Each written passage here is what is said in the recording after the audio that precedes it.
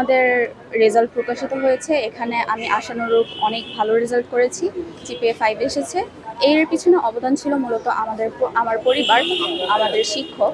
ওনারা আমাদেরকে বলেছেন যে তোমরা তোমাদের যথাসাধ্য চেষ্টা করো, যতটুকু পারো ততটুকুই করবে। এখন আমরা কতটুকু করতে পেরেছি এটা সব আমাদের বিষয়। আচ্ছা, আগের যে শিক্ষা ব্যবস্থার হার ছিল, বর্তমানে এখন যে পার্সেন্টটা আমরা দেখতে পেলাম, আগের তুলনায় বর্তমানে কি ব্যবধানটা কি মনে হচ্ছে? আগের তুলনায় কি ভালো? আগে হয়তো দেখা যেত যে খাতায় লিখলেই নাম্বার পাওয়া যেত। এখন হচ্ছে যে আমরা এই কোয়েশ্চেন অনুযায়ী আমি লিখেছি কিনা, আমি বই থেকে লিখেছি কিনা, অথবা আমি ঠিক লিখেছি কিনা, তার উপর হয়তো ভিত্তি করে এবার নাম্বার দেওয়া হচ্ছে।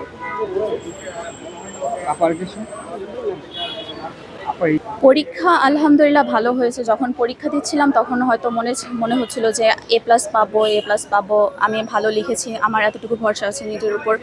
কিন্তু যখন ওনারা রেজাল্টটা ডিলে করছিল, তো তখন আমাদের মনে ভয় ঢুকে গেল যে হয়তো রেজাল্ট এবার আশানুরূপভাবে অনেক খারাপ হয়েছে, যার কারণে আমাদের A+-এর মানও অনেক কমে যাবে। তো তখন A+-এর আশা ছেড়ে দিয়েছিলাম যখন রেজাল্ট আমাদের পিছিয়েছে। তবে এখন আলহামদুলিল্লাহ অনেক ভালো হয়েছে। আমি সবার প্রতি অনেক কৃতজ্ঞ। ওরা যদি আমাদের এত সাপোর্ট না করতো হয়তো আমি এতটুকু আসতে পারতাম না। এতটুকুই বলবো। শিক্ষকদেরও অনেক অবদান রয়েছে এখানে। বাবা মার সাথে এসেছি, তবে আম্মু একটু অসুস্থ হয়ে পড়েছেন, তো যার কারণে